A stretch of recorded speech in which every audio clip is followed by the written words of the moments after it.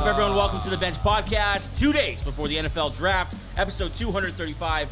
I am here. Angel to my right. Angel, are you draft ready, my friend? Yeah, wrapping up the podcast. I've put off like on hold. I'm getting them all done. Just a lot of me mindlessly listening to some new podcasts I haven't listened to yet. And if you listen to this draft tomorrow, so like the hype is like, yeah, it's building up. Yeah, draft podcasts have been fun this year. I like how right now, because of YouTube and like the podcast world we live in, there's something for everyone. Like if you want to get super nerdy with it, that stuff's there. We like to make it bottom shelf so that everyone can understand the draft. But we also listen to a lot of very nerdy podcasts to stay informed ourselves. Yeah. I think Todd McShay's killing it. I think Kuiper's always. I feel like at the end of the day, Kuiper doesn't really know what he's talking about, but. Just so people know what we listen to, which ones do you? Then I'll show which ones I listen to. Which one Todd do you listen McShay got kicked out of ESPN for drinking too much, so now he's with the Ringer. Yeah, but he's doing great. Ringer's great. Yeah, he's doing a really good job on his show, Todd McShay show. Not sure what's gonna happen after the draft. Like does that just fall off a cliff? That's usually You know what? The Ringer show, that's also the fantasy show. They kind of lost me. Really? That's a fun one. They're like a little too. Do you listen to cheesy, funny? The Ringer. Man, I'm blanking out. I don't think it's the Ringer. No, it is the Ringer. What's the? I'm blanking out. Hold on. The Ringer has like a nerdy draft one. I'm blanking out now. Oh, okay. And then the Joel Klatt has a nice one. Joe Klatt's awesome. And he breaks it down really simple too. Dan Jeremiah is just the GOAT. We need a picture of Dan Jeremiah up here. We need to get Jeremiah like on the show. He's one of my favorite guys. Well, you know what we need to do is ask Jordan Schultz, when is he going to put out a mock draft? Yeah, Schultz knows a lot. I know. So today is, Wednesday? Tuesday? Yeah. Tuesday. Wednesday they're hearing this. Wednesday morning, as you're hearing this, Peter Schrager's putting out his first mock draft. He knows a lot. Always a big thing because he's so plugged into into different organizations. That should be fun as well. Over that producer's desk, double barrel action. The polite pistol himself, Andrew Rodriguez, and registered Packer owner Gabe Tovar. Boys, draft almost here. Raiders pick high, Packers pick late. How you feeling? I feel great about mine. I think Gutekunst's going to put out a lot of crap today. He's on Rich Eisen today. And then really? He's making the circuit? Him and LaFleur are going to be on. Really? So, so today's a big day for Is that typical? Not really, but it's going to be in Green Bay. It's going to be a big day for us Packer fans. Yeah, right. It's in Green Bay. You kind of have to. Okay. Lions taking some shots at the Packers. I don't know if you saw that, saying that there's no way there's going to be. Excuse me. There's no way there's going to be enough people as there was in Detroit. Ooh. Well, tell them to count championships because let's compare championships. I wasn't going to say it, but yeah. Okay. Detroit killed the draft, though. Yeah, they haven't won shit. Detroit. I don't think that's the argument they're making. Detroit did kill the draft. Did you see? It's just good old-fashioned interdivision fun. Did you see how many people are in Green Bay? Okay, so people that live in Green Bay, like 100,000 people. 150,000 people. There's 250,000 people in Green Bay right now. Yeah, there's not a chance we were actually going to make that show from their work. How much are hotels going for? We would have been in Green broke. Bay. Yeah, it would have been rough. Also, the fly pistol. Raiders picking number 6. Yes, That's sir. much more of a part of the conversation right now. Highest pick of the bench team. Yep. Yeah. So it's not the one it's not the award that you want, but every now and then you have to do it. Raiders pick their offense. Yeah, the Raiders are used to top 10, huh? You would think they would be balling by now. Not at all. No, it's going to be an interesting spot. I don't know. They're linked to like 4 different prospects. So what's nice is technically you don't have to look at a quarterback yet in the first round. So it gives you freedom to they got their guy. Yeah. For now. Geno Smith. I still think they take a quarterback later on. No, I'm saying like in the first round, you don't have to do that. You could just get best player available. Yeah. Broncos picking number 20. It's going to be I told you this off air. It's gonna be a guy who the people are gonna call it a reach because Sean Payton's gonna like him. Like Bo Nix last year was a reach. Yeah. By people, by us, by. I think Sean Payton has some credit at this point. No, exactly. Let the man cook. It's gonna be a guy who's like, this is the first round guy, but he's gonna. Or there's a rumor that they might trade up. I'm not sure for who, but Schefter actually said that Broncos might trade up. Yeah, I heard that. Eagles picking 32nd because we won the Super Bowl championship. But that could be a nice trade back. Yeah, so what I'm hearing, Schefter say that most likely they have 20 picks in the next 2 drafts. Okay, they got how they do that? They have a really good roster. Well, a lot of it is compensation picks. That's right, yeah. Compensatory picks. Yeah. And so what Schefter's saying, a trade up, not likely. A trade for a player, definitely on the table. So we're thinking like maybe that year when they traded for AJ Brown, maybe they make some kind of trade like that. Maybe a Trey Hendrickson. Maybe some kind of pass rusher that we don't know is available. Dallas Goedert. Might be with the Eagles. I doubt they actually make the pick now. I feel like they're either going to trade out of it. Someone's going to come and get Jaxson Dart or Jalen Milroe, something like that, with that 32nd pick. Or they're going to trade the pick altogether and get a player. I feel like you can get a nice player, like, hey, 32 overall plus Goddard. You get a nice player for that. Oh, for sure. Yeah. For sure. It's going to be fun. I like how all of our teams are, like, nice and spaced out. Yeah. And then you got Derek with the Seahawks picking in the 20s. Are they picking in the teens? 18. They are picking in the teens. 18. Yeah. What's not great about them is that the kind of players they're looking at, not the sexiest names. Lineman. Interior lineman. Good old lineman. Great Grey Zabel, who I love. Am I missing any of the bench crew teams? No, just Terrell, another Bronco fan. The Ravens with David Adams.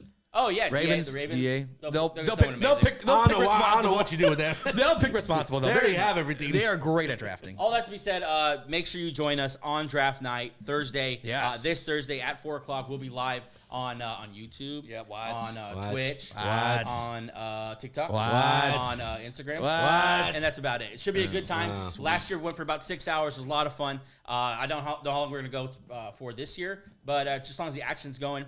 I know a lot of you, maybe you don't have your boys with you, or it's hard to explain the draft to your significant other as like one of those sports events that I need to get together with my boys. Or to anyone. So a lot of people are watching it by themselves. Come hang out with us. Yeah. Come hang out with us. Bunch of bros. Enjoy it. And I get if you got to have a second screen on. We're not offended. Have ESPN on. Have the NFL Network, whatever you need to do. And then have your boys on your phone. On today's show, we're going to do our final mock draft. Me and Angel alternating picks, and also Gabe picking for the Packers, Andrew picking for the Raiders. What's up? What's crazy, this is our first live mock draft we've done on the show. We've gone the entire thing without being an in-person mock draft. Just me and me and you doing we did like previously? Yeah, like we're not revealing it. We are making our picks live. The whole draft process, we haven't done a live. We've done a bunch of breakdowns stuff, but this is nice. I'm so excited. With that being said, let's jump into it. The last mock draft before the real NFL draft Thursday night. Let's do it.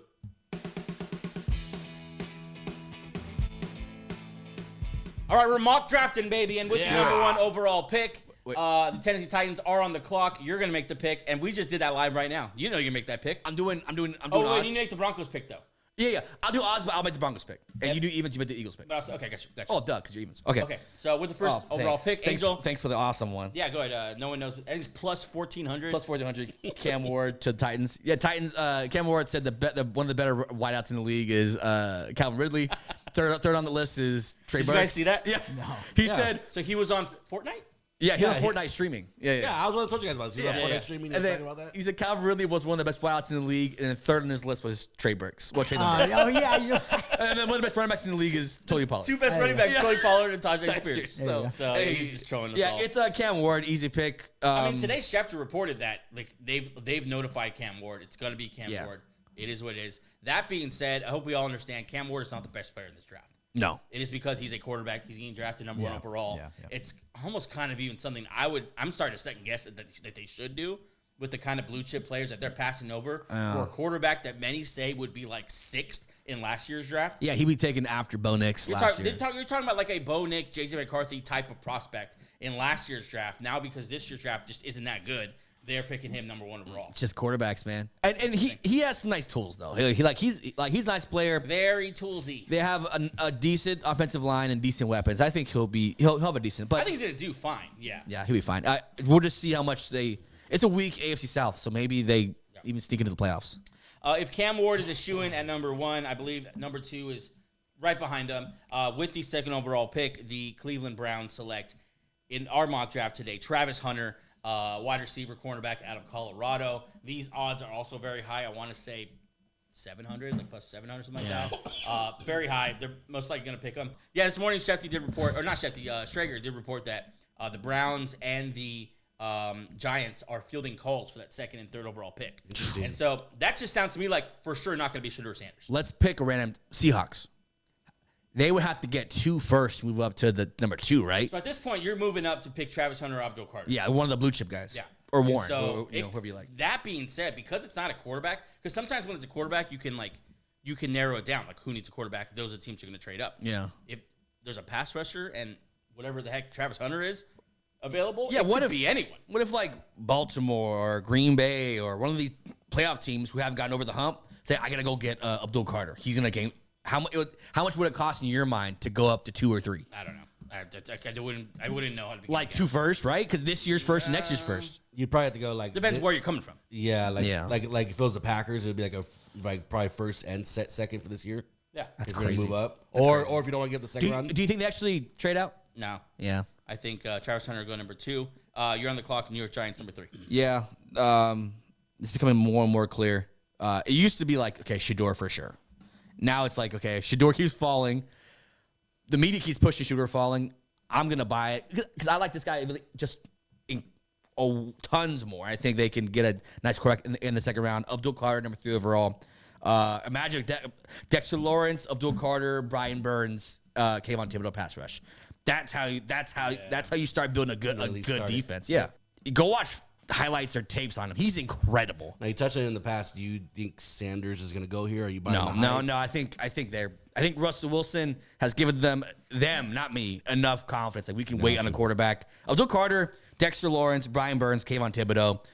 Yeah. That's a very good front. That's really good. In division, Cowboys O-line has gotten worse, obviously. Zach Martin out. But Eagles O-line, really great. Yeah. If you want to beat them, you have to get through the O-line. You have to get elite players against them. NFC, obviously, a bunch of good O-lines. I think this is the start of a very, very elite pass rush. Yeah, probably still going to lose to the Eagles, but this is a great pick for them. And the pass rush, obviously, would go to the next stratosphere with someone like Abdul Carter. Threw on the tape of him this week, and goddamn. He is incredible. He is quite the stud. Great athlete. Plays to run really well. He's just a dog. Has that dog mentality. He has that slippery stuff that young Vaughn had, where he could just dip and get around the corner. Yeah, he's really, really good. And I don't know if this will be the order, but it's pretty much the draft starts at 4. Like these 3 guys will go. Yeah. Maybe Travis Hunter and Abdul Carter flip. Maybe someone trades up to pick this guy or Travis Hunter. But it looks like Cam Ward, Travis Hunter, Abdul Carter will be the first 3 picks. Yeah. It depends who's going to pick them or what order, but those 3 picks. The first pick really with any kind of intrigue is number 4, the New England Patriots on the clock with the 4th overall pick. To me, this has been, they've signaled who this player is going to be, and I haven't really moved off it. I think I've changed the player. At first, I was taking Armand Membou because I was swept up in that pre-draft hype where he killed the combine and the Senior Bowl and looked really good. But I'm going to stick with Old Faithful. Will Campbell, tackle out of LSU, is my pick for the Patriots. They could go running back, Jeanty maybe. They could go receiver here, Tet, or if they like someone else. But they were so aggressive in free agency. And if you look at their depth chart, they just left like an obvious hole at left tackle. Yeah. And they didn't get any vets to but this doesn't go right. It sounds to me they just made the decision if Membou or Will Campbell goes before us at number 4, we're comfortable with the other guy as well. We're taking one of those guys to play left tackle for us. Yeah, this is an easy pick. Possible trade back if someone wants to get Jeanty here. Yeah.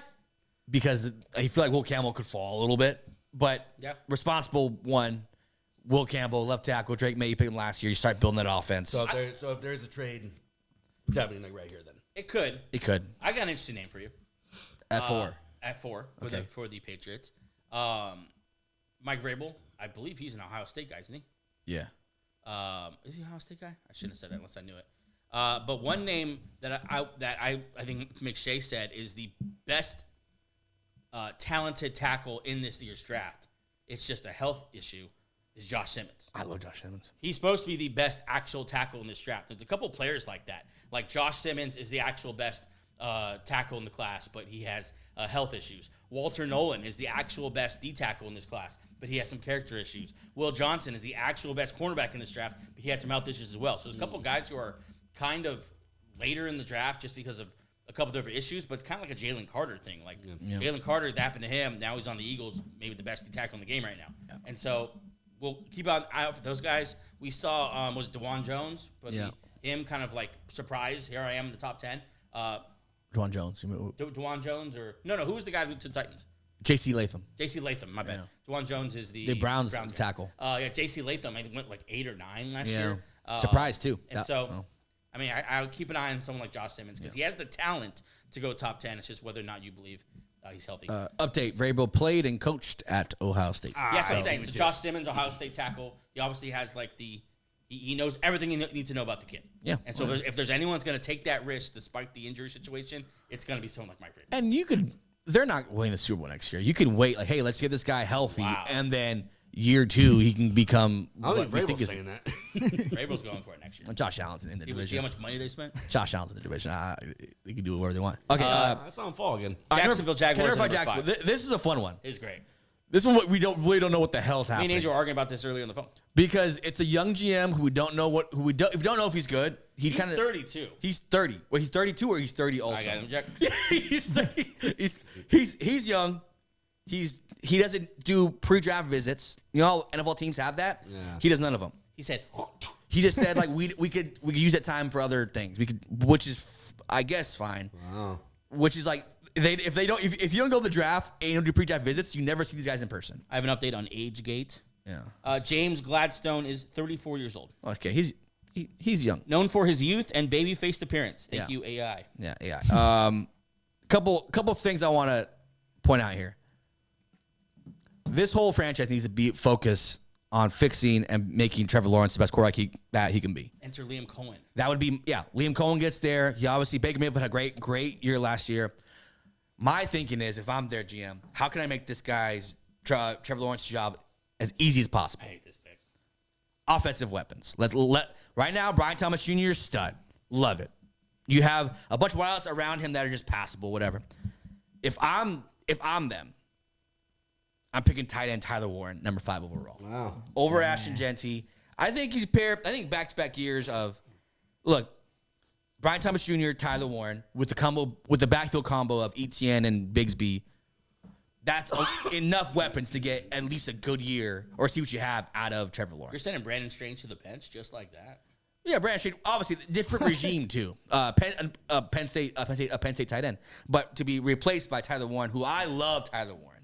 I think he's going to do great things. I think him and Brian Thomas offer different roles and can be different playmakers on different parts of the field. That's why I like it. Yeah. I'll flirt with Ashton Jeanty a little bit, but this and also this might be a trade back situation. This can be the true wild card of the top 10 is the Jaguars at 5. Well, this is the moments where Andrew's really crapping his pants because if someone's going to come steal Jeanty, it's going to be at this Jaguars. At 5, yeah, exactly. Yeah.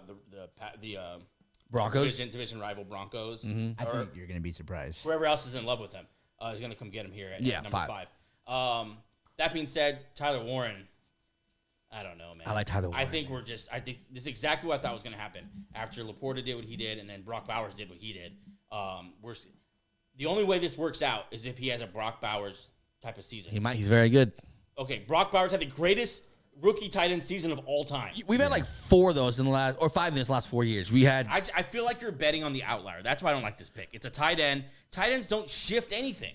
The Raiders, Andrew, the Raiders are one of the worst teams in the league last year, and they're maybe the best tight end in the league. I don't know if this is like the help to Lawrence that people think it is. Like I'd rather trade back than pick Tyler Warren. Nah, I'm trying to get blue chip players around Trevor Lawrence because this whole thing's about picking Trevor Lawrence. Yeah, exactly. That's what I'm thinking too. I'm thinking you get more players around him. It's a draft where there's going to be pretty much the same type of player available all the way through like mid-second round.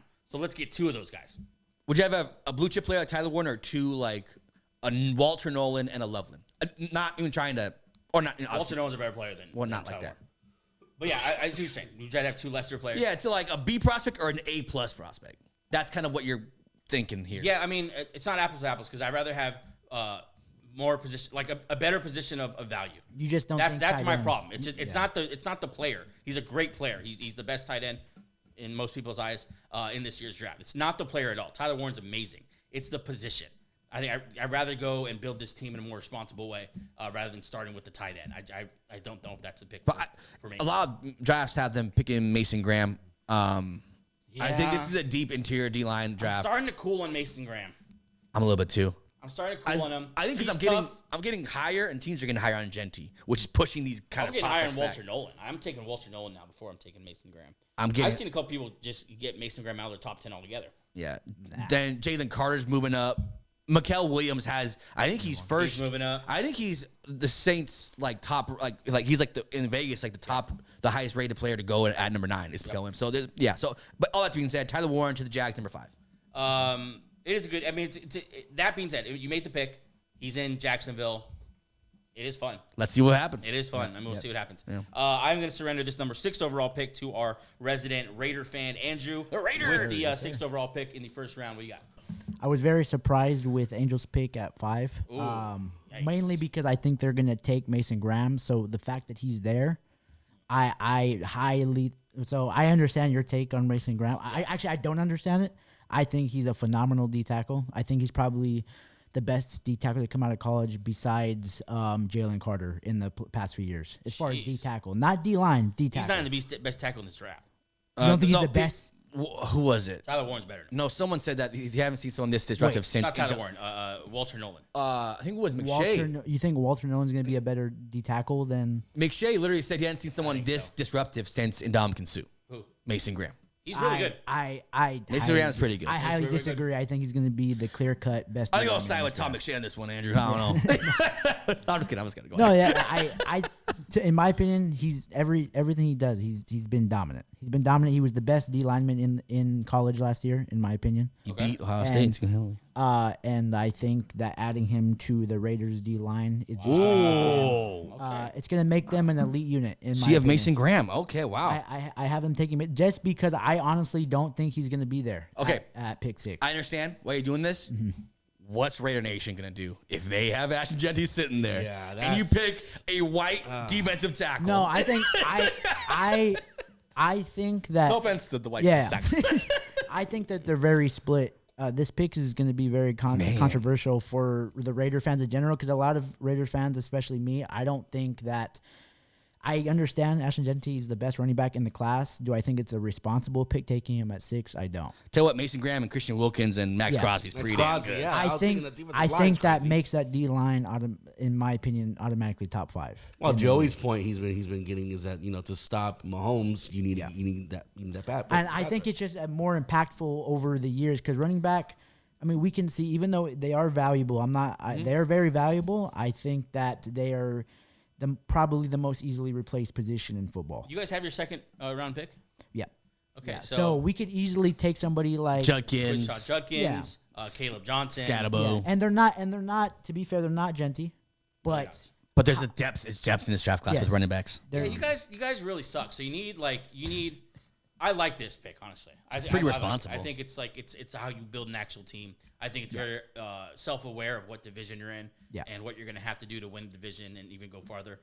So I don't hate the pick. I think Raider Nation would riot. Erupt. Like Vegas would be in flames. I think if they take him, it'll be fine. But Jeanty, I'm fine with him too. So begins the Jeanty fall. Yep. So Andrew, representing the Las Vegas Raiders, passes on Ashton Jeanty and takes Mason Graham, D tackle. Here we go. Best D tackle since Reggie White, or what'd you say? No. Since Jalon Carter. He'll in the past 5 years. Warren Sapp. No, I do like Mason Graham a lot. I think he's really good. I think he's great. Yeah. Okay, so 7 with the Jets. Yeah, you got 7 with the Jets. Man, I can't pick Jeanty here. Can you? Even though they hate their running backs. they hate use all 3 of them. The Jets hate Breece Hall. I don't know why they picked him. This was gonna be my. You really messed things up here. This is gonna be my Mason Graham pick. I was gonna put him next to Quentin Williams and just start some havoc. But I'm gonna go responsible. Right tackle Armand Membou. Pair him with Fushanu, who drafted last year in the first round. You have your young bookend tackles. Responsible, boring, but I think this is pay dividends in the long run. So I'll go Armand Membou out of Mizzou. Armand Membou rose obviously through the draft process. He's a physical freak type guy. Was originally the second tackle. Many people see him as a top tackle now. We've mocked him a number of times to the Patriots at 4. So getting him all the way down here at number 7, that's a pretty good value. Yeah. I like it. I think they need to do that. I think they're in a position now where their O-line just sucked so bad a couple years ago.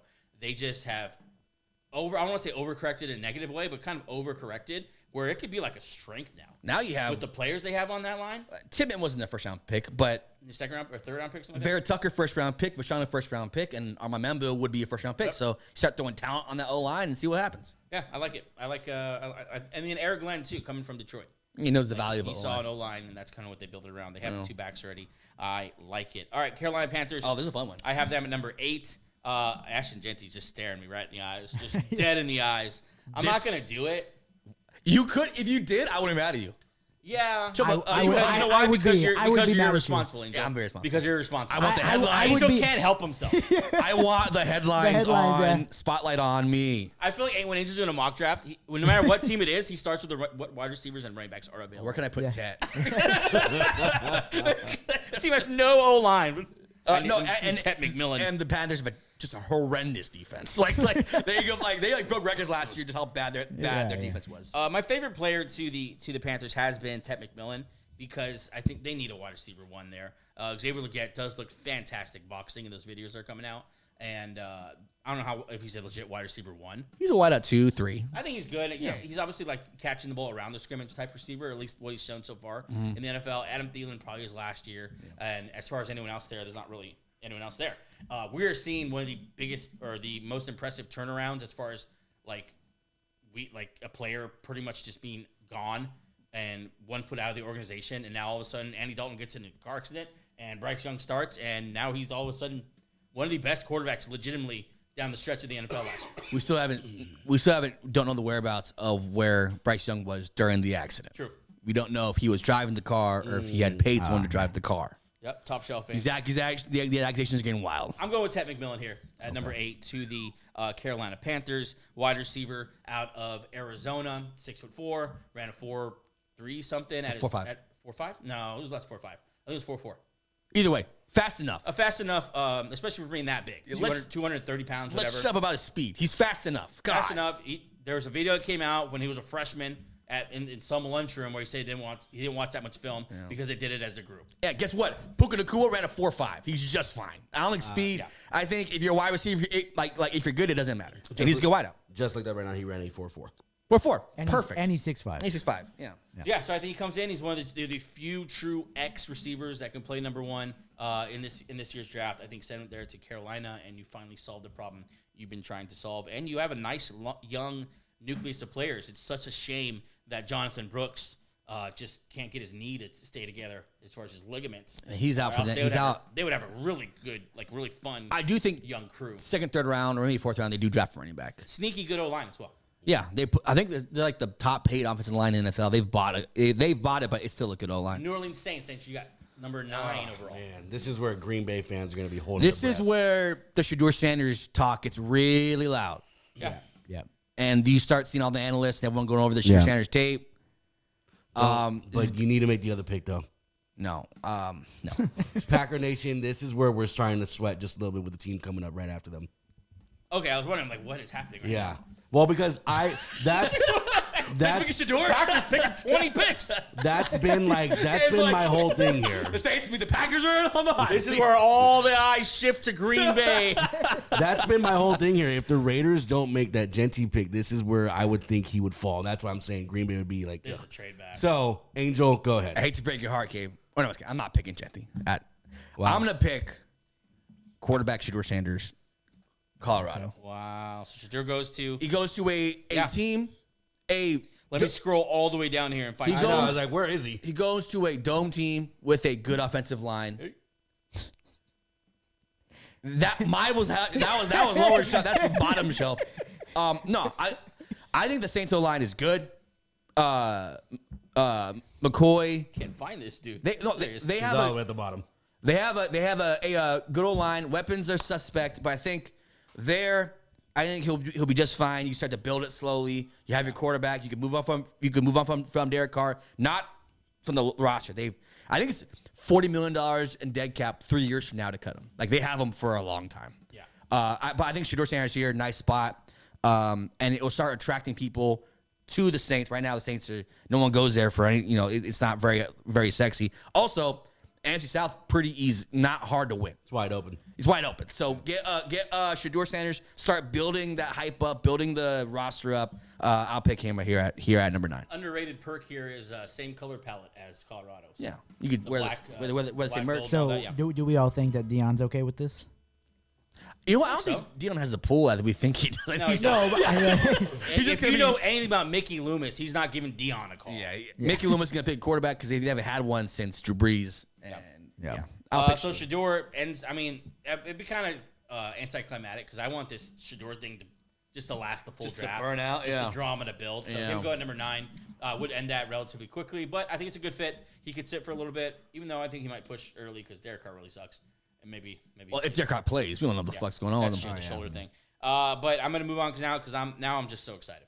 Ryan Poles and Ben Johnson have 3 picks in the first 35 picks, something like that. There you go. And to start it off with Ashton Jeanty sitting right there would be, the incredible. The cherry on top to what's already been a fantastic offseason. Well, Gabe says that they win off seasons. They win Aprils.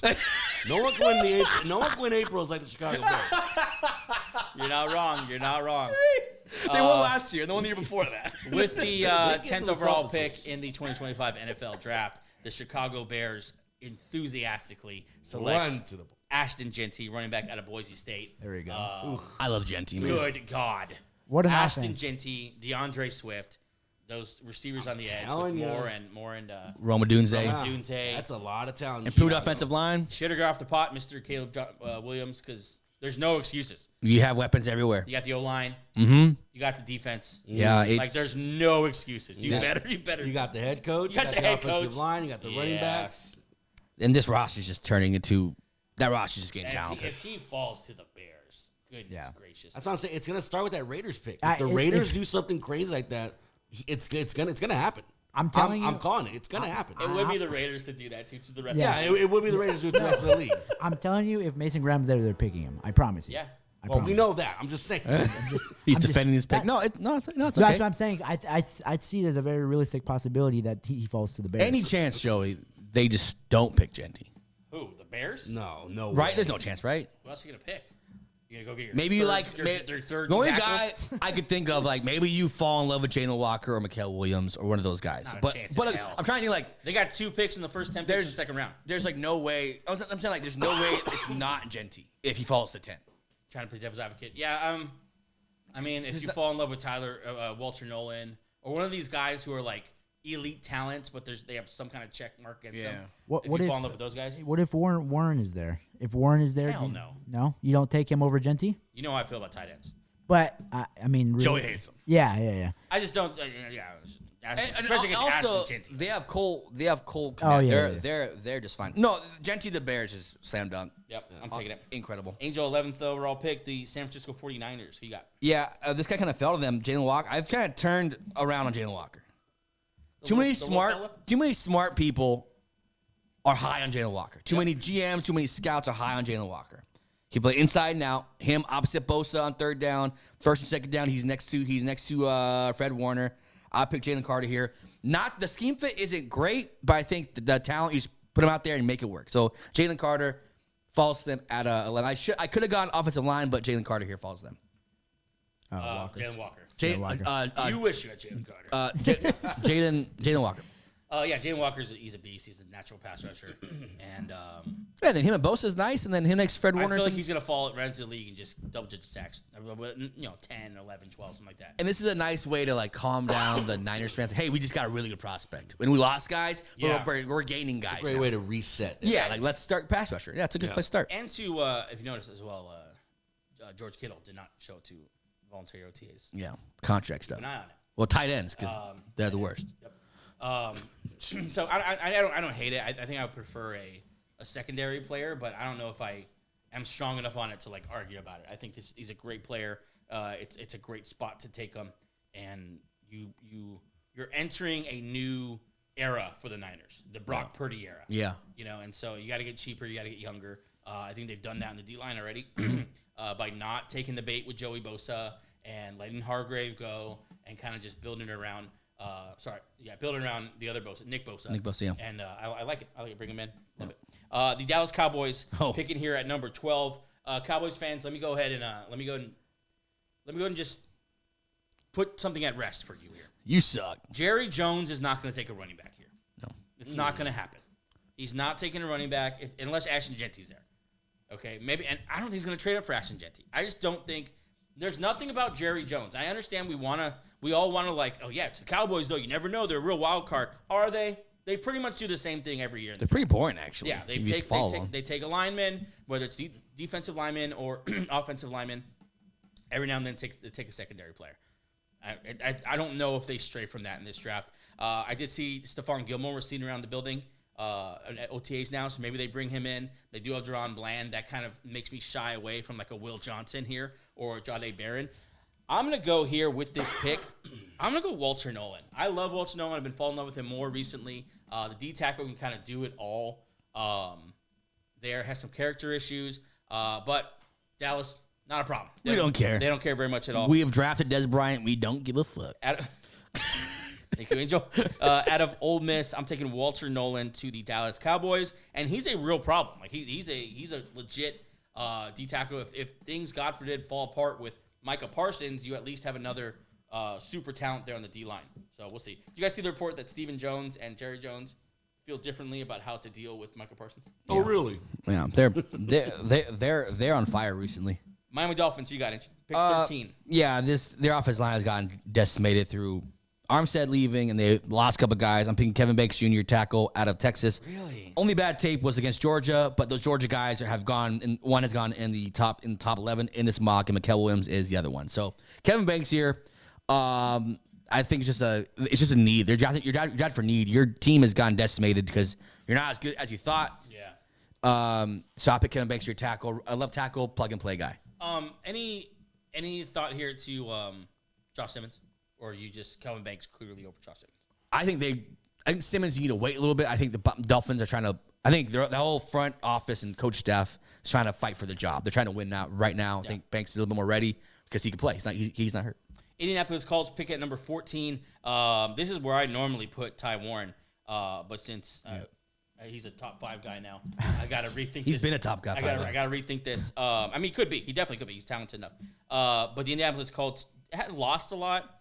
PFF has their top needs as tight end, and so that's why I liked it. I don't like Colston Loveland there because Loveland's more of a move tight end, not really going to help your running game. I think he belongs with a different kind of quarterback than Anthony Richardson. So I'm going to pass on Loveland here. Guard and edge is interesting. I'd probably lean toward the edges here because there's a lot of good ones still available. A name that Angel brought up earlier that is rising through the ranks is Mykel Williams out of Georgia. I think he's solid in run defense right away, so you don't ever take him off the field. And I think he has the physical profile to grow as a pass rusher. I like Mykel Williams here to the Colts. Edge out of Georgia. Yeah, and last year Latu. Now Williams. You start having bookend defensive ends. Yeah, this is how you build a D line. Yeah, so, like that's actually the first time I've mocked him there. It's kind of exhilarating. Yeah, I'm not gonna fight you on it. He's a pretty good player. Some people think that he's like what Shedeur Stewart thinks he is. Shamar Stewart, but he's been productive and played for a big school. Much higher floor. Yeah. So, yeah. I don't mind. Atlanta Falcons at number 15. Who you got, Angel? Yeah, last year they just could not rush the passer. No matter what they did. It's got to be edge rusher. Yeah. Who's your top one? Well, it would have been Walter Nolen if he was there. But I think, man, honestly, it's between Pierce, who's the speed rusher, and Mike Green, who just works really hard and no intangibles physically. But, he's a really good, productive pass rusher. And the only reason why he doesn't play at Alabama is because he doesn't have the 4.4 speed and the verticals and all that. Yeah. So I'm going to go – I think they're going to try to just get the talent on the field, James Pearce Jr., to the Atlanta Falcons. James Pearce, I didn't mention him earlier, but he's another one of those guys where I think he has some character issues as well, where if he didn't have those character issues, he would be much higher in this process as well. Yeah. So I don't mind the talent. Obviously, he's incredibly talented. Played there at Tennessee in the SEC, so he's the competition's good enough. I like the pick. The Arizona Cardinals picking at number 16. I don't know why. I just feel like they're going to pick Shamar Stewart. I just feel like it's a very them thing to do. They did go get Josh Sweat. Yep. They traded for Baron Browning last year, and so maybe that steers them away from a pass rusher. They moved on from Kaiser White, which is one of the first moves that Jonathan Gannon made as the head coach. Middle linebacker Kaiser White over from the Eagles. I think this is a spot for Jihaad Campbell. It's a nice spot. I think to go there, play middle linebacker, be the extension of Jonathan Gannon on his defense. I think Jihaad Campbell to the Cardinals is my pick. You need the offense to wake up. You got Trey McBride. You got Marvin Harrison, who's supposed to be a generational talent. You have Kyler Murray, who's supposed to be one of the top 10 quarterbacks in the league. Offense, I don't know if any pick I'm going to make, besides maybe like an offensive tackle, is going to really help you too much. I think he poured into the defense. Hopefully the offense wakes up. Yeah, defense has gotten some nice pieces in the last couple of years, and obviously this offseason Sweat and Baron Browning, so that's nice. Cincinnati. This is a. How am I say this correctly? If they pick a wideout or a running back in the first 4 rounds, we should be burning down the. You should not pick any skill position player. That. Do not pick. I don't care if I don't care if Ashton Jeanty's sitting there. Your defense was truly ass last year. Yes, that's my first thing. I'm going to hop over to the defensive side of the ball. It's between Will Johnson and Malaki Starks. Their safeties last year were not productive, were not exciting. Geno Stone was a bust. Jordan Battle was not good. So I think he's obviously need. Will Johnson, I love him because he's just a playmaker. Yep. I'm gonna put the playmaker. I'll put Will Johnson there at corner. I think if you're gonna be a shootout, you might as well get good like corners because you're gonna need them if that's how you want to win. Not an edge rusher that I love here. I'll go Will Johnson. Will Johnson was supposed to be a top 5, maybe 10 pick a year ago. Yeah. Got hurt. Turf toe last year. Dealt with a foot thing, but before that, 6 incredible like that. Playmaker. This is a great playmaker stud. Yeah. I've heard a lot of people say that he might go in the top 10 when it's all said and done. Yeah. Like Will Johnson's that kind of talent. Yeah. I think it's a home run at picking him at number 17. Yeah. Love it. Seattle Seahawks here at number 18. A lot of people like Tyler Booker, but Tyler Booker has been awful throughout the draft process. Testing's terrible. His testing was terrible. Like literally the worst offensive lineman when it came to testing. Yeah, it's crazy. One of the worst. And there's another guy here who's rising. And get familiar with this name because he's one of those guys who's going to be a really good player for a long time. Gabe, think Elton Jenkins. If you're a Jets fan, think Elijah Vera Tucker. Grey Zabel out of, I believe, Baylor. North Dakota State. North Dakota State is going to be my guy here for this pick. What position does he play? Sure. Name one. Whatever. What do you need that week? He could play center. He could play both guards. So let's have him just figure that. And guess what? Seattle needs centers and both guards. So let's put him somewhere where he's the best at. Start building that offensive line. I love this pick. I heard McShay say today that if he was just a center, he'd be like an all-pro center. He'd be like the best, by far the best center available in this draft. Yeah. And so he's that kind of guy where he's just going to be able to plug in for you. Seattle has notorious interior offensive line problems. I think it's a home run if they get Zabel. Yeah. Yeah. I like the pick a lot. Angel, the Bucks at number 19. Okay, so pass rush would be my first one, and I'm not going to let Mike Green slide anymore. He's a productive player. Yeah. I think they already have a lot of pass rush. Obviously, Diaby last year, Ventavea, Kalijah Cansey already still. I'm pounding the table here. Yeah, I'm pounding it for Mike Green. It's a podcast. Yeah. 101. Don't do Mike Green. I think he goes here. Tampa. He's a plug and play. You start to build that D line up again. Defense wasn't as good as it used to be last year, so let's start to get some talent on there. I think Mike Green was a perfect plug and play guy for them. Yeah, Mike Green. I have confidence in Nick Benito. Just kind of like a guy who he just was born with it. He knows how to sack the quarterback. Yeah. It's just what he does. Mike Green to the Bucks. Yep, love it. A playoff team who's going to be, a wild card in the NFC, really. Yeah. What is Baker Mayfield? What is Godwin when he comes back? I think you need to add a player with the playoffs in mind. Yeah. And Mike Green's that kind of guy. The Denver Broncos are on the clock, and so I'm going to yield this pick to you as well. Here at number 20, there's some guys available I didn't think would be available here. So I'm a little interested in what you're going to do. Yeah, there was if we didn't sign Evan Ingram, Colston Loveland would be. I'd just throw him in like immediately. Mm-hmm. But Loveland doesn't really. I don't think if it was Warren, I'd pick Warren. Even though we signed a Evan Ingram, but it's not Warren, so I'm gonna skip on Colston Loveland. Obviously, the biggest need in our whole team. If you're a Bronco fan like me, if you've watched every game last year, we did not have a running game. Yeah. And there's guys sitting here whose comp is Joe Mixon, whose comp is Josh Jacobs, that kind of realm of running back. You know what we could really use? A Joe Mixon, a Josh Jacobs, that tier of running back. I'm going to go Omarion Hampton, North Carolina. And also in Sean Payton's offense, he's going to do a little bit of everything but not be a workhorse. We're probably going to draft another running back in this draft. All right, that's how bad our running back room was last year. So I'm going to pick Omarion Hampton here with the thought that I'm going to draft another guy so he could just split the carries. He's the 1A of a backfield. He could be a 1, but in R, he could be a 1A. I'm high on Omarion Hampton. I think he's great. I think Trayvon Henderson's the guy I would go with for the Broncos, though. I think he's better on all 3 downs. I think he's much better in the passing game. He is a dog in the pass protection game, which you get a veteran coach like Sean Payton. Shiny boy. And that's one of the top things they're going to look for. Trayvon Henderson can go in right now. I think he's better big play ability. I think they're both really, really good. But when I think of Sean Payton, I think of Alvin Kamara. I think of someone you don't ever have to take off the field, and you can literally go motion him out to play receiver at some points. I don't think you're doing that with Omarion Hampton, but God, Omarion Hampton is a dog. Yeah, he's out there looking for contact. Yeah, I love Omarion Hampton. Tone setter. Yeah, we needed something like that. In the playoffs, obviously, we ran out of weapons. I wouldn't mind if it was Trayvon Henderson. I wouldn't mind that at all. I think it will be running back. My pick would be Omarion Hampton if he's still there, but it will be running back at number 20 overall. Yeah, I like it. Yeah. 21, you go ahead and pick again, the Pittsburgh Steelers? Oh, yeah, Pittsburgh. Let's see here. Well, this begins the Jaxson Dart debate. This is when they start showing highs to Jaxson Dart because Aaron Rodgers still hasn't signed because Aaron Rodgers is a douchebag and doesn't want to. Never mind. I'm not going to douchebag. You love that one. I mean, let it go, man. If it's not Jaxson Dart, like who else is going to play quarterback for them? It has to be. Yeah, exactly. Like unless you wait for a Milroe in the second round, which is risky because Milroe's stock is flying up. Yeah. Unless you fall in love with one of the back less end quarterbacks, I think it is Jaxson Dart. I'm gonna pick Jaxson Dart here because it has to be. They've put themselves in this position. They're like they refuse to tank a year so they can have a good quarterback to get drafted a good quarterback. They're in a spot every single year. Jaxson Dart, a lot of teams are high on him. So and I heard the Giants are high on him. He's kind of getting that post combine hype. I think here at 21 is a nice pick for him.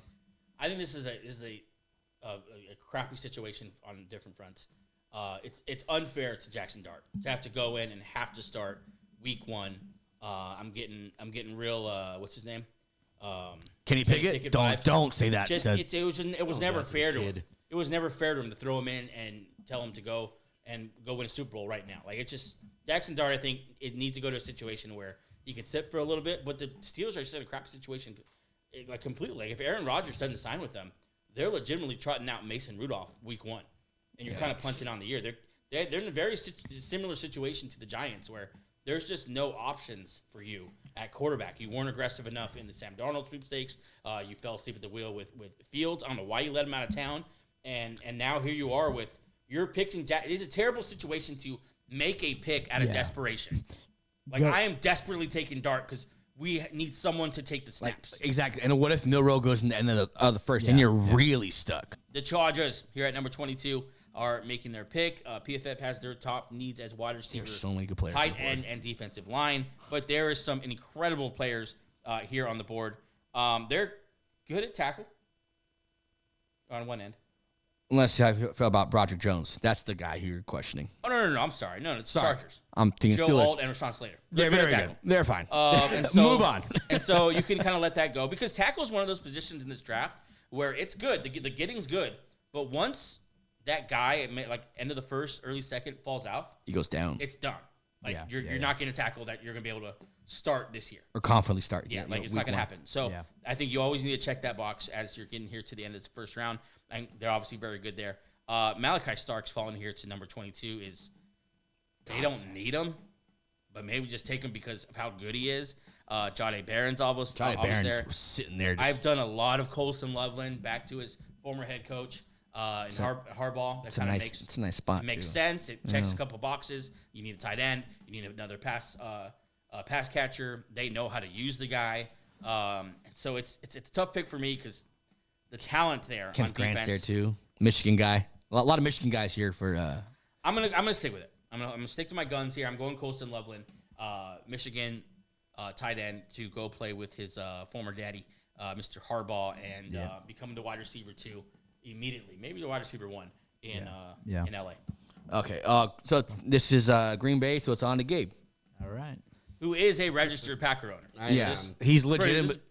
I hope everyone's tuning in. This is an inside source. This is like it was straight from the mouth of an owner. All right, so with the draft being in Green Bay this year, a lot of Green Bay Packer fans are going to be wanting the Packers to do the big splash move, the big draft. You know, obviously receiver is something that's been not in our history in the first round, and a lot of Packer fans are probably going to be wanting a receiver here. I don't see him taking a receiver here. They're not going to do that. They're going to do the safe pick with Jair Alexander. Is he a Packer? Is he not a Packer? You got to secure. As much as I love Mixon, I would hate for him to be the cornerback 1 for us at any point of the season next year. Yes. So I think the smart move to do here is, I had his name right here, Jahdae Barron out of Texas. Yeah, I like this pick here. Reading up on him, 5 interceptions last year. I mean, you want to talk about a real cornerback one? I feel like this is it. He runs a 4.3. I like this pick. I think it's a safe pick. Packer fans, take your shots, but the front office has proven receivers there's not our thing in the first round. I love Jahdae Barron. I really don't have any qualms against him. The only reason why he doesn't go earlier is because there's so much talent like him. It's just needs, but he's so good. I don't know what there is not to like about Jahdae Barron. Physicality. Tough, productive. I mean, I guess maybe positional versatility. I don't know if he's going to play outside cornerback in the NFL, but yeah, he definitely did at Texas. So I think he probably profiles best as like a joker type of slot and a little bit of safety or in the box. And he's a great tackler. He's aggressive. He's smart. He's instinctual. He has good man-to-man coverage things. He has good. He's a scheme versatile as well because I know the Packers play a lot of zone, right? Yeah. So I think. I think he's a slam dunk for the Packers there, and I think Packer fans, if you're upset, I think you shouldn't be. You got a hell of a player. Go watch some film. It's a very good player. Hell of a player. Yeah. A lot more excited about someone like that than like a Luke Van Ness or something like that. Like the ceiling is so much higher. Yeah. This could be your own version of Brian Branch. Literally. Your own version of Cooper DeJean, like that kind of player. Exactly. 24. Is that me? 24? Yeah. Even the Minnesota Vikings here. This to me is just. I know exactly what I'm going to do here. It's Malaki Starks, safety out of Georgia. Thank Harrison you so Spitz much. Is kind of just. It was painful to see him continue to drop. But you want to put him in the right spot. I think this is the right spot. Harrison Smith's going to come back one more year. But the thing about Malaki Starks that I love so much is that he played about half his snaps in the slot, can play safety. He's obviously good in the box. He has the size to play anywhere you want. I love Malaki Starks. A lot of people like Nick Emanwari a little better or about the same. I like Malaki Starks just a little bit better. Just kind of with different flavors. Yeah, but I think there in Minnesota with Brian Flores, that's a Kyle Hamilton type mistake the league just made. They play a lot of 3 safeties, so just adding Malaki Starks is already good. So good. Yeah, this is going to be great. And also gives you, they've done such a good job in free agency. They only have 4 draft picks in this whole draft. Yeah. So you have to make them count. I think starting off with Malaki Starks, that's a pretty good start. Yeah. I mean, won't get J.J. McCarthy, but the team he's going to be handed. It's a good roster. You and Caleb Williams really gotta show up here. I honestly, the Vikings roster is way more talented than the Bears, and so good. It's just so good. Houston. Yeah, I mean. Okay, let's not get cute. Okay, you've literally said you're tired of O-line last year. Get the hell out of here. You've got a bunch of guys like Lakeland Tomlinson, Cam Robinson. You have Tyus Howard. You have a bunch of guys. I think you just get the best lineman available. Josh Simmons is sitting there. Yeah, baby. You get him and you figure out where to play him. I know you're still shuffling whether you want Tyus Howard's left guard or right tackle, whatever. Josh Simmons, go play left tackle. Start to just see where you can play. Get him out there. Fix the O-line. We saw last year in the playoffs, Kansas City sacked C.J. Stroud 8 times. That cannot happen in a playoff game. That's not how you win. That's how you win playoffs. Go ask Patrick Mahomes how good it is to have a good O-line in the playoffs. So Josh Simmons, if it's a wideout, is super irresponsible. I don't think they do I that. understand Please that don't do that. Ibuka's there, that Luther Burton's there, there's a lot of guys there. Take Josh Simmons, the responsible pick. Yeah, you don't need a pass rusher. Maybe Kenneth Grant. You take a second look at him. But pass rusher is kind of the position that's kind of widely available here, and I don't think you do that. Please don't do a receiver. That would be very, very bad for you. And but I like the Ohio State tackle protecting the Ohio State quarterback. Josh Simmons has the talent to be literally just a shoe-in replacement for Laramie Tunsil, and that is the best-case scenario. You take Josh Simmons, he just straight-up replaces Laramie Tunsil, and you have all those picks as well. Yeah. And not to mention about 10 years younger. Yep. Like, I think it'd be a great pick. You better pick a tackle or just you don't belong running a football team. The Los Angeles Rams, pick at number 26 here. I think they have their pick of the litter here. There's a lot of good things happening here for the LA Rams. I think receiver is an underrated position that they could look to fill here. Devontae Adams is a short-term solution to their problems. Puka Nacua has had a hard time staying healthy, injured so far in the back-to-back years. We'll see how long he lasts because I can't see that skill set aging well if he starts to break down physically. That's kind of his game. He needs a year to just shake off that He needs a healthy year. And so I think receiver is an underrated thing here. They don't need pass rusher, although they could. I think the Rams are looking square at the Philadelphia Eagles. I think they have Super Bowl on their mind, and they're thinking, what do we need to do to get over the hump and take out the Eagles? And I think big Kenneth Grant is sitting right there. D tackle, you put him with Brandon Fisk and Byron Young and Poona of Ford. course, and Poona Ford and Jared Verse, and you have, I mean, one of the best D lines in the NFC. Mm-hmm. It's deep, it's talented. Kenneth Grant is my pick. You don't need him, but I think he makes it a unit that's vital for you to make the Super Bowl one of the elite units in the league. Yeah, and also just you start building that D-line, and you might look up in 2 years and think like, oh, the Rams had the best D-line football. I mean, with Jared Verse leading that thing, it's like... And Jared Verse... It's just one of those units where, like with the Redskins back then with all those players. Chase Young, Sweat. Yeah, like, it's like, well, this is one of the units that, like, this could be the identity of this team. Yeah. So I like it. And Jared Verse is the only guy I've seen the Eagles give the Eagles fits, and that's who he's trying to beat. I mean, he gave work to Jordan Mailata. So let's try to make it easier for him by getting more talent around on that D-line. Yeah. You got to think of that game, too. Brandon Fisk didn't play most of the game. Yeah. So you come back now out in a playoff situation with the Eagles or, the Commanders who, maybe might try to run the ball this year or whoever else it is in the NFC, and you have this D-line that you can ride. It's not weather dependent. It's not stadium, home or away dependent. The D-line shows up no matter where you are, and I like D-line here for the Rams. This is... The Baltimore Ravens. There's two guys. Tyler Booker's a godsend for them. Like a big guard. They've been losing guards. Yeah. But Donovan Ezraku's sitting there, too. Yeah. So, and they have Kyle Van Noy, who's just getting older, but still productive. Owe, who's still there. So I think they have enough there to survive one more year. Uh-huh. Get Tyler Booker here, Alabama, left guard, plug and play, easy. I think this is a godsend. This is how it usually works out for the Ravens. They always end up with a really good like player like 28, 29, and this year 27. I'll take Tyler Booker guard. Yeah, I mean, I was kind of surprised you did that. I thought you'd take Ezraku for the Ravens. I think they could use a little more pass rush, but you're right. That offensive line decimated. Yeah. Losing Patrick McCarry, not that he's some kind of amazing player, but he just fixed so many problems for them because of his versatility. I think Tyler Booker here, he did not test well, but he was one of the top prospects coming into this league for a reason. Yeah. But on the tape, the kid can play. I just have Zabel over him and a couple other linemen just because of how things have gone recently. Tyler Booker to the Ravens. Ravens is a good pick. The Detroit Lions here, I think, don't need receiver. There's some Jameson Williams trade hype. That should not be a thing. In the wind. We'll see if that's a thing. But the Lions have been fun because they've been so freaking aggressive in the draft. Yeah. Like, this is a team that traded back in to get Jahmyr Gibbs at number 12. This is a team that did not care and took Campbell. What's his name? Campbell. Jack Campbell in the teens as a middle linebacker. A straight up 2-down linebacker. They traded for Jameson Williams.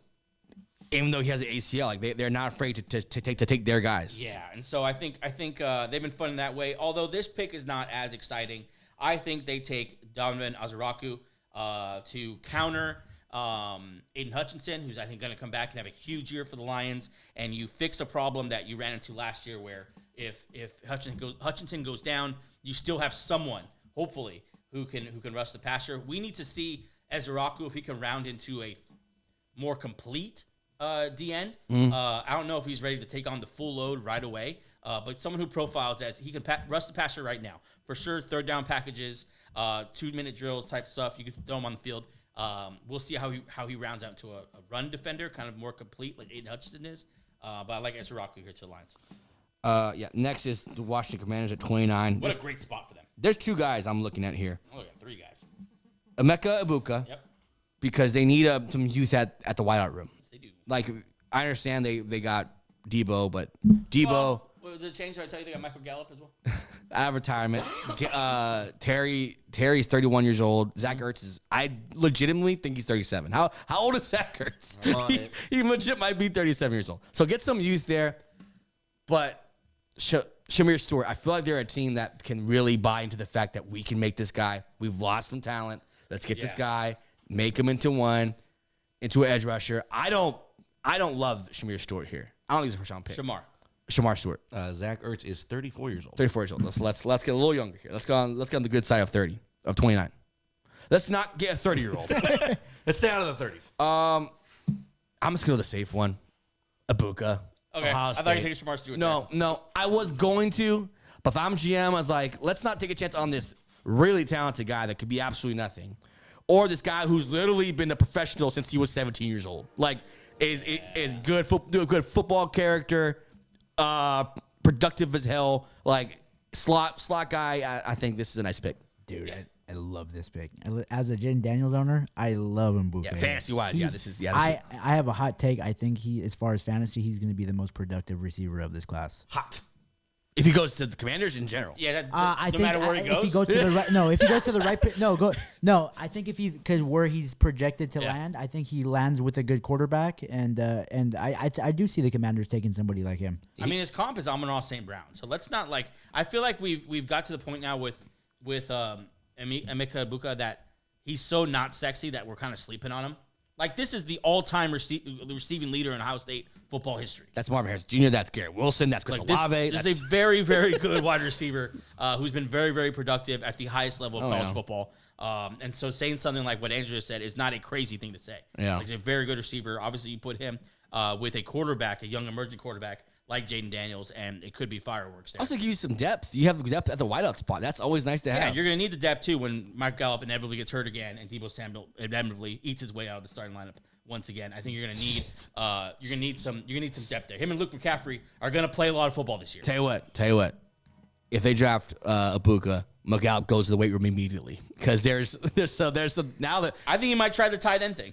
Yeah, he might just let me just put on 20 pounds, see if I could be able to move tight end. Ibuka here. I have the Buffalo Bills here at number 30, and I think the Buffalo Bills are the kind of team that are going to take that wild card with a Shamar Stewart. They can afford it, right? I'm not a Shamar Stewart guy because you're in college the last 3 years and you got 1.5 sacks year after year to year, and you are by far the best athlete on the field. You ever played football? Story time real quick. I remember when I once upon a time got kicked out of my private school and then let back into my private school, and I could not play on the varsity team for at least one game, serving my suspension. Much like, let's not do that. In my first game back, I was 18 years old, a senior, and could not play varsity football, so coach threw me on the JV for 1 year. I was quarterback. The rest is history. I was juking 14-year-olds and stiff arming. Unknown history. Yeah, but you ever played like that and like I am just a better athlete than everyone else on the field? Like it's like playing with children. Yeah. Now put Shamar Stewart in that role where he was just a better athlete than everyone else he was playing against and was not productive. His saving grace. Does that not scare you? His saving grace is literally like he was 12th in quarterback pressures, but like we've seen those. Cool. He was really good at almost getting there. That's literally the only saving grace. That and his incredible physical profile. Like he's amazing. Like as an athlete, he's like, and he's had. It's just whether you believe in him. There's just takes one GM, one coach, one D-line coach. Like I can fix him. I can make him into a 10-sack guy. They're in a position though. I like Harrison here too, the cornerback out of I think Kentucky. I like him this pick as well. I think they need to throw as much talent at that secondary as they can. But I think Shamar Stewart here, they've really struggled to pass rush last couple of years. They just can't seem to figure it out. Vaughn finally got it kind of turned around, and his contract's up. Yeah, and so they need that as well. But I think they take the bait on Shamar Stewart. Yeah, Kansas City Chiefs, 31. They paid more to be a left tackle. They have Juwan Taylor. They have guys in the building that they think could be left tackles. So I would go O-line, but I'm not. I'm going to go back to when they were really good. What did they have on offense? Patrick Mahomes. 2 good running backs. Oh. Go get Pacheco. And I'm picking down Trayvon Henderson, 31 overall. When they had Jerick McKinnon and Isaiah Pacheco, that offense was just different. Imagine this offense with a Trayvon Henderson on it. I like it. I haven't done that, but I like it. I mean, they've tried with a first running back. Obviously, Clyde Edwards-Helaire did not work out. But he did not look as good as Trayvon Henderson has looked in pass pro, out the backfield. Imagine what Andy Reid can do with this type of player. That's what's like. I think Andy Reid's going to sit there and be like, we can really go defensive line, which they have some holes there and safeties, whatever. But this running back's just sitting here. I'm going to take him. I'm going to use him to help my quarterback, make it easier for him. They play a lot of short stuff anyway. A lot of screens, a lot of out route. You know, so let's get Trevor Henderson out the backfield, paired him with Isaiah. I don't care if they signed Kareem Hunt. I don't care if they got bring someone else in. They got Elijah Mitchell. Yeah, that's what they brought. But that's not scaring me from He's obviously not a reliable. Yeah, Trevor Henderson sitting there. I'm with the talent. I mean, that would be as exciting as when they drafted Clyde Edwards-Helaire for sure. Except, what a prospect. I mean, that would be give Andy Reid, Trayvon Hendrickson, like I said, a type of running back that you don't need to take off the field. He can pass protect right now. Yeah. And Pacheco... He's in a contract year. And he's major injuries the last couple of years because of the way he plays. He runs like he just seeks out contact. Don't say it, but I know what you're gonna say. Yeah. He runs like he's just not afraid. No fear. It's what makes him great. Unfortunately, I think it's also what makes his career not very long. I doubt anyone pays him a second contract. Yeah, and with this, and Trevor Henderson will give you leeway for the next couple of years because obviously, sure, whether you want to keep Pacheco or not, that's up to you guys. But Kareem Hunt's older already. Elijah Mitchell, we already know what he is. He's a talented guy, but never healthy, never reliable. Yeah, I like Henderson here a lot. I think it makes sense, and I think all of a sudden you have Xavier Worthy, Rashee Rice, Trevor Henderson for the next era of Chief football. Yep. You already have weapons. Not as hard to replace a Kelsey once Kelsey decides to leave. I like it. I haven't thought about this yet. I've given them a lot of interior defensive line help because I think it's coming. Like when Chris Jones leaves, they're going to have real problems on the defensive line. Yeah. Because they don't really have any elite players. They lost a handful of players this year.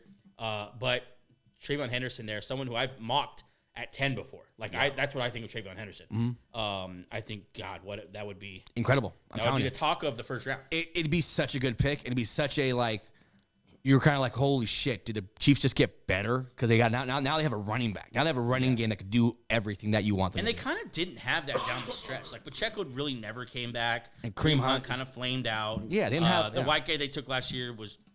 It set white running backs back to where they used to be. But he's part of Team White though, so he's on the roster. Is he? He's like backup. Yeah, he's backup. Scadaboo's about to take a spot. Yeah. The Gator catcher or whatever. Yeah. Well, fullback. No, you got legitimately good white fullbacks. Yeah. Yushchek is white. He's about to lose his spot. Yeah, Scadaboo's about to take a spot. Scadaboo's about to take a spot. So enjoy the time while you can. What's his name? UCLA guy. Carson Steele. Yeah. R.I.P. Carson Steele. He missed his sister's wedding for a Sunday football game. I'll never forget that.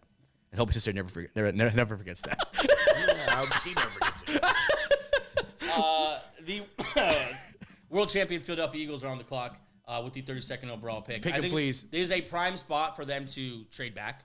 If someone wants Jalen Milroe, there's a spot. Get that fifth-round option on him. Because especially with someone like Jalen Milroe, who's not going to be ready to play right away, you want that fifth-year option because you need this rookie contract to stretch out as long as possible because you probably don't want to play him until like year 3. That being said, we're not going to make any trades in this draft. There's a lot of guys available here. I don't think they're going to any kind of wide receiver. Is that what you're hoping they do? No, there's a big old fucking safety.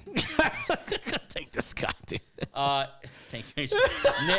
Nick Emanwari is there. He's a stud. He's a stallion. Shit, I do like Maxwell Harrison as well. I like the cornerback. There's some good they stuff. Lost Darius Slay. Behind Quinyon Mitchell, you don't really have anything you're too excited about. They did sign oh boy, Adoree Jackson. Adoree Jackson got that. Yeah. But still, like Adoree Jackson's not someone you're super excited about. No. To play CB2. And so cornerback to me is just weighing heavy on me. But Howie's done some magic with late veteran cornerbacks, like free agent additions recently. When he went and got Bradbury for those 2 years was really good, and maybe Gilmore's still out there. He's solid talent in Isaiah Rodgers. I'm gonna wait. Yeah, Isaiah Rodgers, exactly. Yeah. D tackle is also another position I'm looking at here. Derek Harmon still on the board, as well as know this name, Darius Alexander. He's not going in the first round because I'm not gonna pick him here in our draft. But Darius Alexander will be a first round pick. Someone's gonna take him. He's too big. He's too athletic. He's too toolsy. He is one of those D tackles that you dream about. Like I think Darius Alexander will be a first round pick. That being said, I'm not gonna take him with the last pick in the first round. I think you're right. I think you got to take Nick Emanwari here. You don't really have a lot at safety that it's a godsend. Yeah, that you're too excited about. Nick Emanwari is my pick. In the Super Bowl, you see the Xavier Worthy highlights. Those were on those two backup safeties that we would have to rely on if we didn't get anyone. Sidney Brown mainly.